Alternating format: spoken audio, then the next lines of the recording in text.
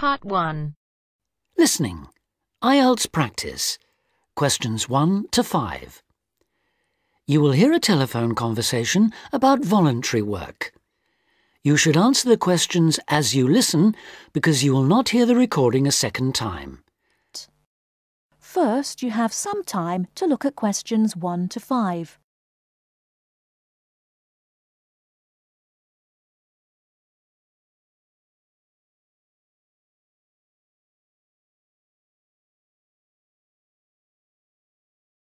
Listen carefully and answer questions 1 to 5. Hello, Volunteers Worldwide. How can I help you? Hello. I'm ringing to find out about opportunities for doing volunteer work. Could you give me some information, please? Yes, certainly. But before I do, I need to ask you for a few personal details. That's just because the opportunities open to you are dependent on your age and on what qualifications and skills you have. That's fine. So, if you could just start by telling me your name and age. OK. My name's Ben Opperman, and I'm 22 years old. OK, and what qualifications do you have, Ben? I've got a BA degree in Social Studies. That was from the University of Kent. And I'm a qualified teacher. I've just completed my PGCE, my postgraduate certificate in primary education. And you're interested in doing unpaid voluntary work rather than a full-time job with our organisation? Yes, that's right. I'd like to do voluntary work before I start looking for a more permanent job. How long were you hoping to work for us for? I was thinking of 2 years at most. OK. Well, for people in your age group, we have 2 programmes: Global Youth Contact and Youth for Action on Development. GYC, Global Youth Contact, is a 6-month exchange programme which provides opportunities for young people from different countries to work together in local communities. I see. But that's only a 6-month programme. That's right. But our other programme, Youth for Action on Development, requires people to volunteer for a year at least. On this programme, most of the placements are for 12 or 18 months. That'd be the programme I'd go for. OK. Now, do you have any other skills or special interests that might be useful for the kind of work we do? Well, I've done a lot of conservation work in the area where I live. Good, that's useful to know. And I belong to a wildlife protection group. Right, that could be very helpful. Before you hear the rest of the conversation, you have some time to look at questions 6 to 10.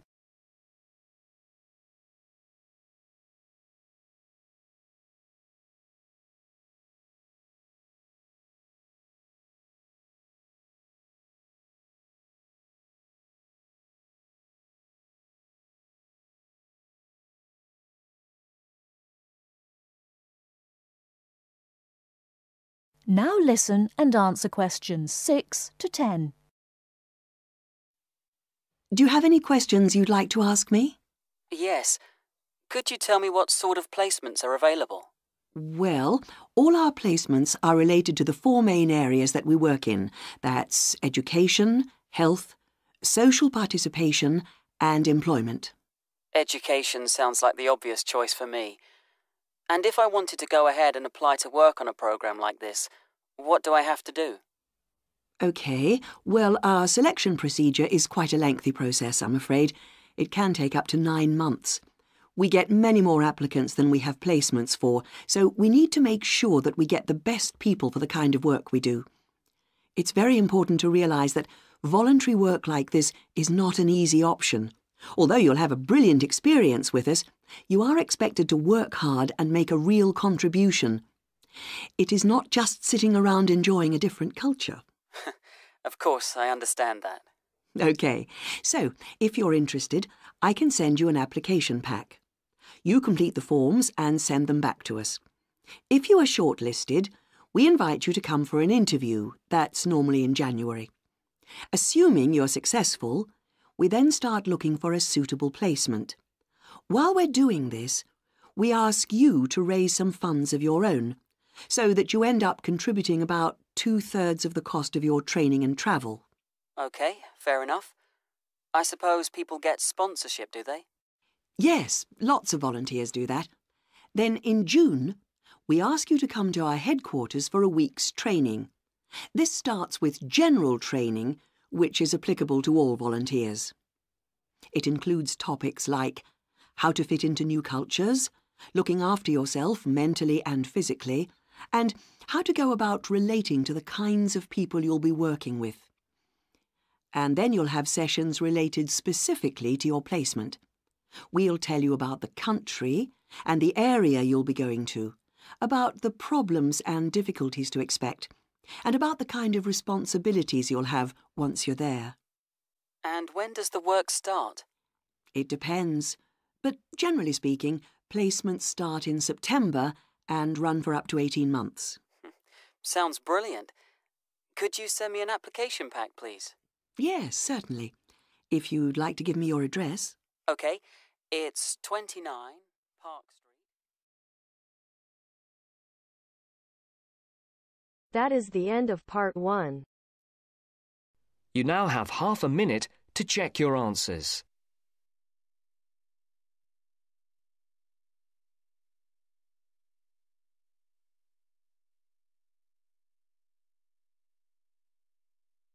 Now turns to part 2. Part 2. Tom and Barbara are talking about markets in London. Barbara has a market list, and she wants to find out more details about them. Listen to the conversation and complete the market list. First, you have some time to look at questions 11 to 17.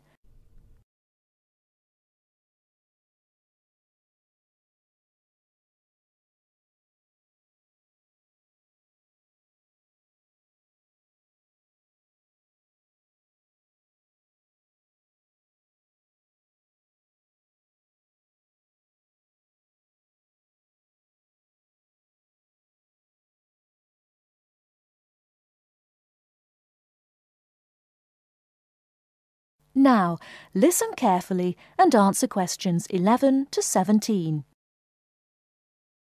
Hi Barbara, what will you do this weekend? Well, I'd like to do some shopping, but I have no idea where to go.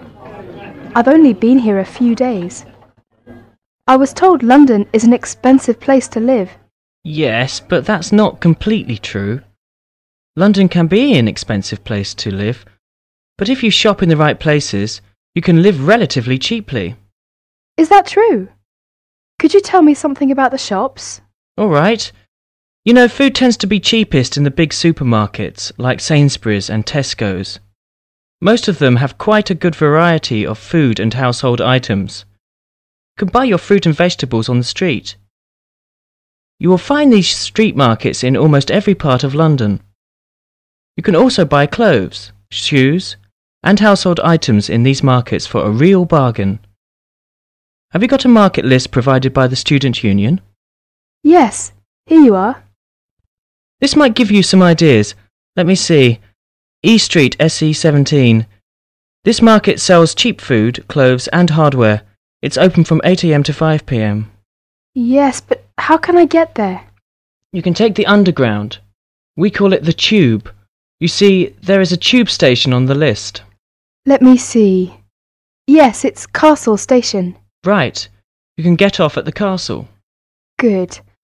Look at Leather Lane, WC1. Yes, that's a good central London market for clothes, food and hardware.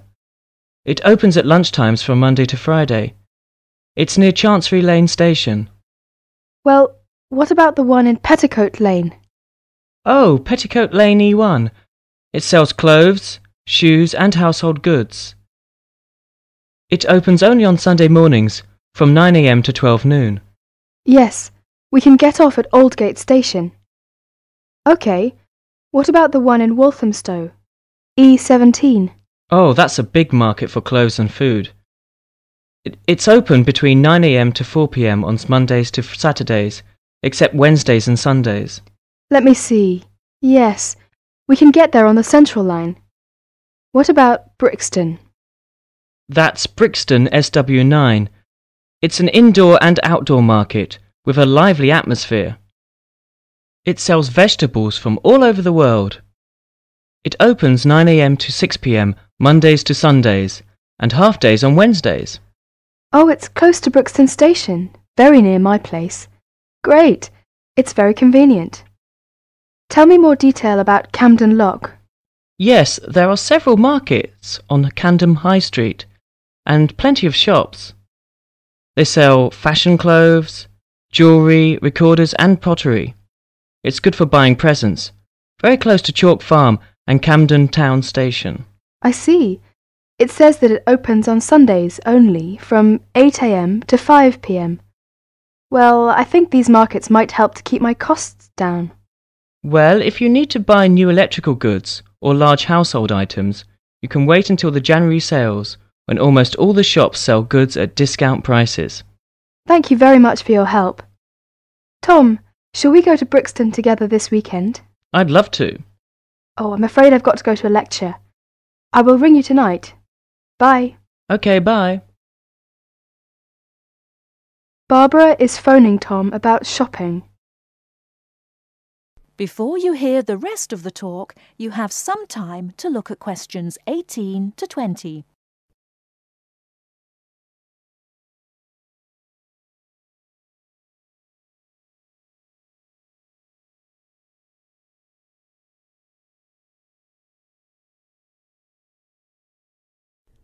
Now listen and answer questions 18 to 20.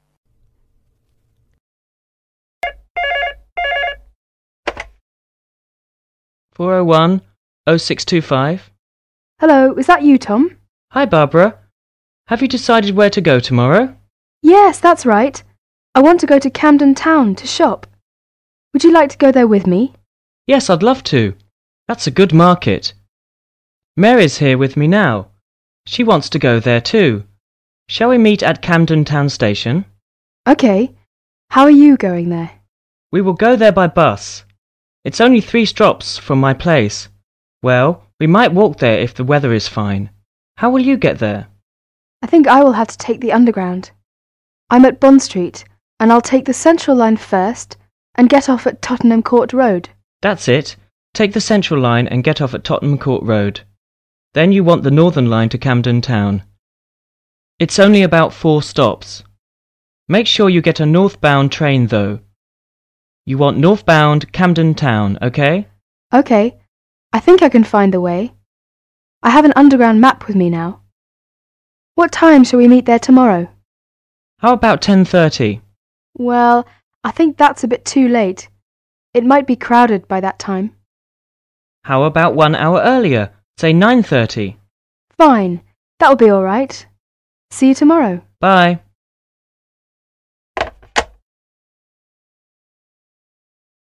That is the end of part 2. You now have half a minute to check your answers.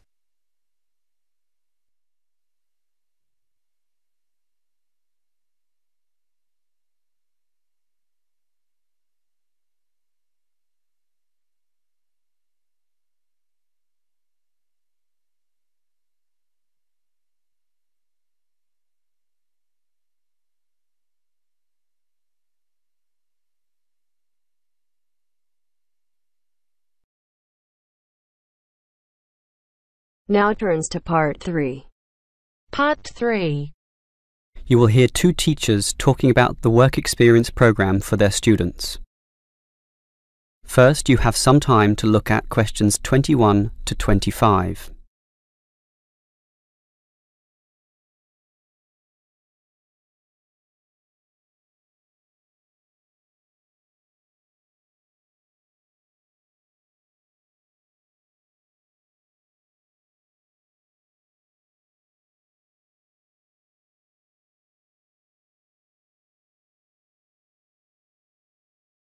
Now listen carefully and answer questions 21 to 25.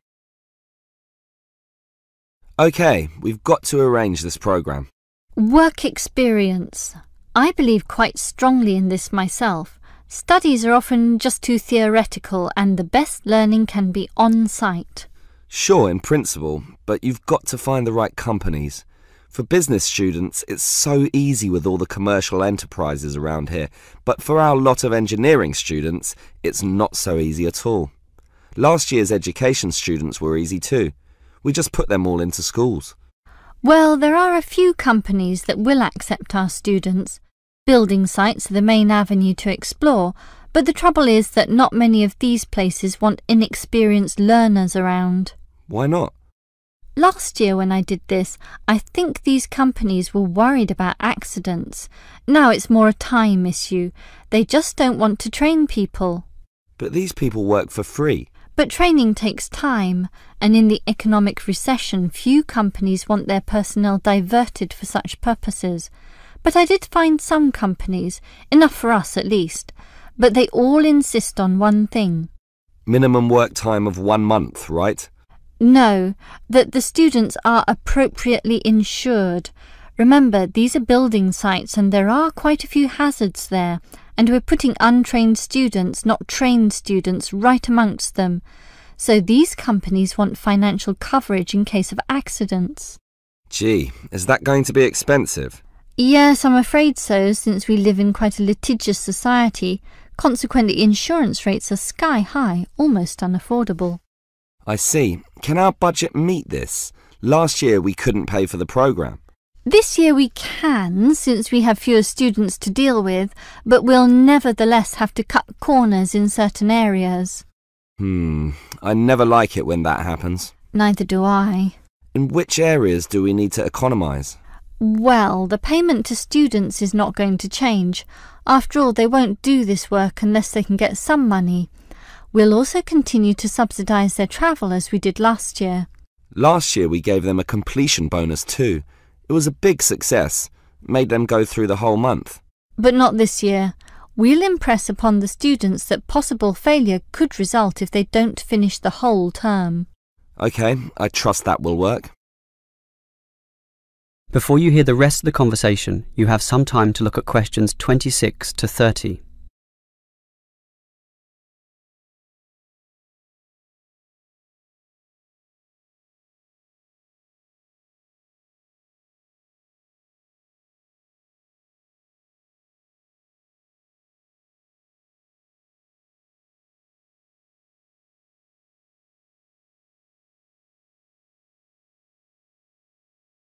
Now listen and answer questions 26 to 30. The most important issue for me about this work experience programme is which companies are getting involved, and that was your job. What companies did you find? Right, 4 companies are prepared to help out. Hepplewhite Distilleries, AJ & Sons Engineering, Johnson Demolition and Sansoni Security. How many students can they take? Hepplewhite can take 6. 6? Sorry, 5.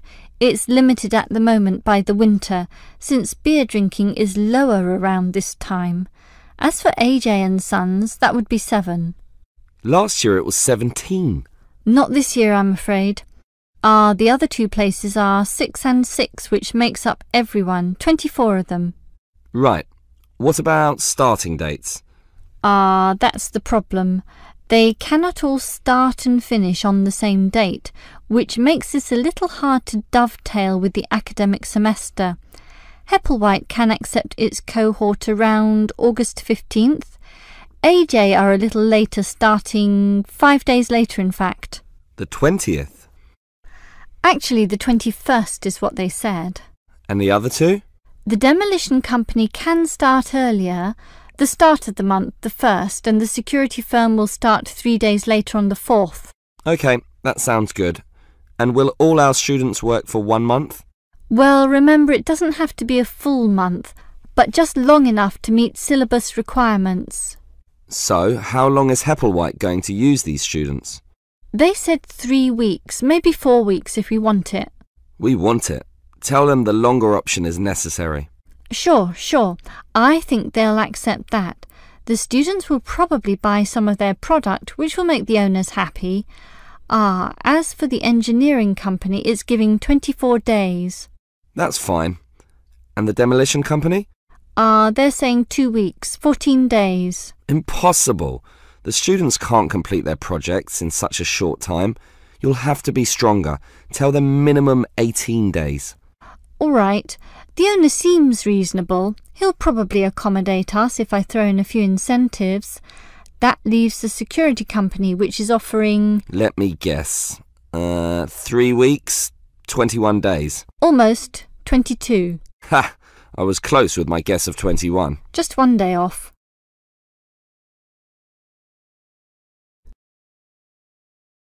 That is the end of part 3.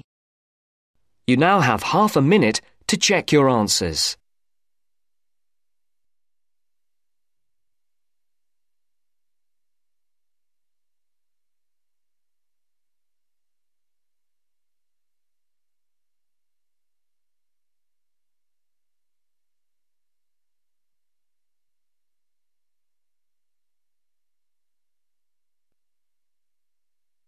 Now turns to part 4.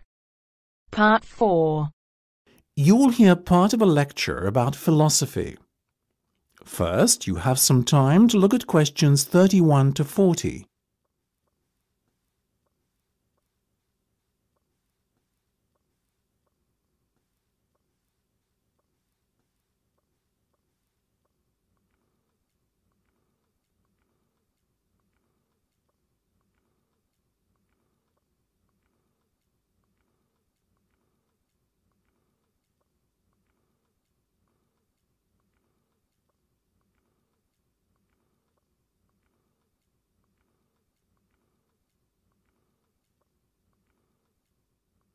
Now listen carefully and answer questions 31 to 40.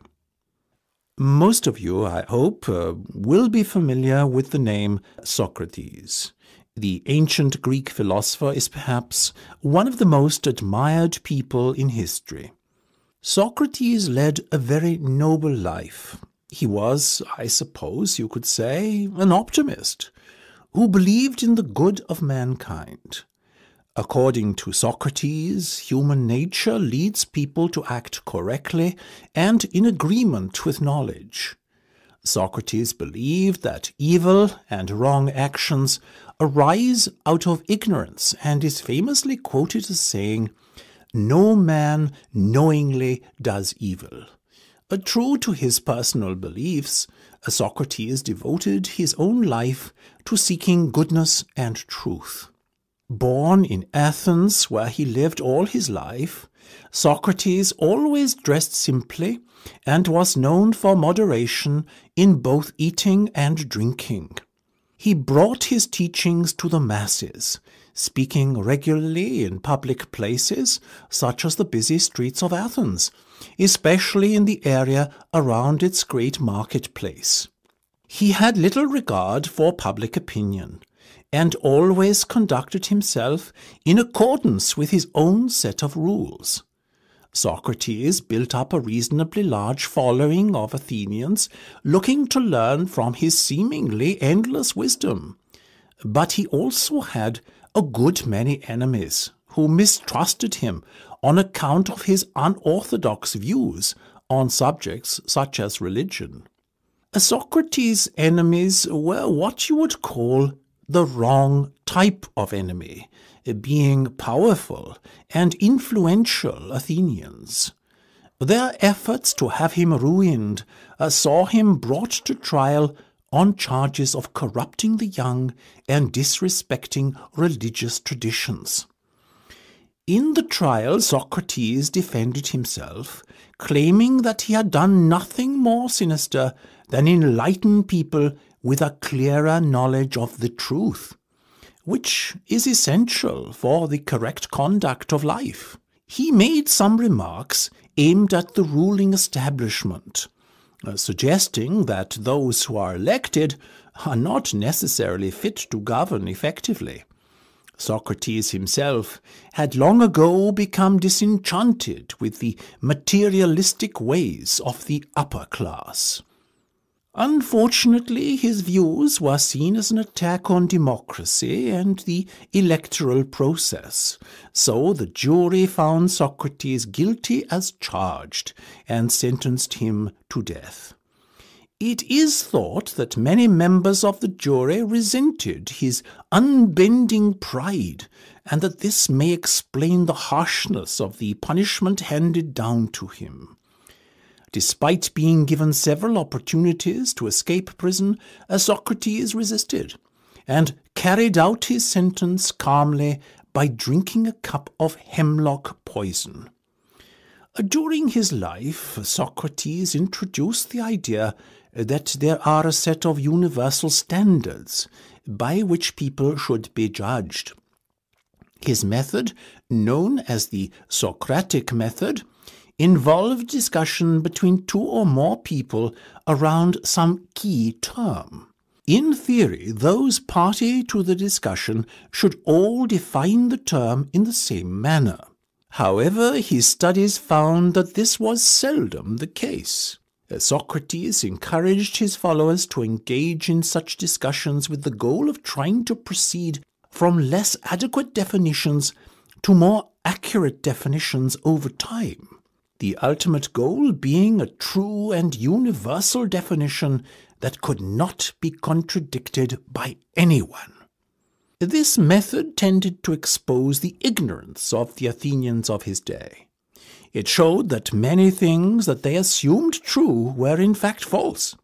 Socrates also used irony to expose people's ignorance of key concepts. That is, he claimed to differ from others in recognizing that he himself was ignorant.